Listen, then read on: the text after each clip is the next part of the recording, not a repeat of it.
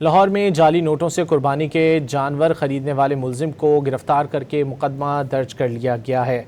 मुलजिम ने व्यापारियों को जाली नोट देकर बकरे खरीदे थे। एसपी सिटी की जानिब से ये कहा गया है नौसरबाज के खिलाफ मुकदमा दर्ज करके मजीद तफ्तीश शुरू कर दी गई है। लाहौर में जाली करेंसी से कुर्बानी के जानवर खरीदने वाला गिरफ्तार कर लिया गया है। मजीद जानेंगे वसीम रियाज से। वसीम बताइए। देखिए, शादरा टाउन का इलाका है जहाँ जाली नोटों से कुर्बानी का जानवर खरीदने वाला मुलजिम जो है वो गिरफ्तार हो गया। पुलिस के मुताबिक शादरा टाउन पुलिस ने कार्रवाई करते हुए नोटों की नेटवर्क के मुताबिक करिंदे को जो है वो गिरफ्तार किया है। मुलजिम ईद कुर्बान के मौके पर मासूम व्यापारियों से नौकरबाजी कर रहा था।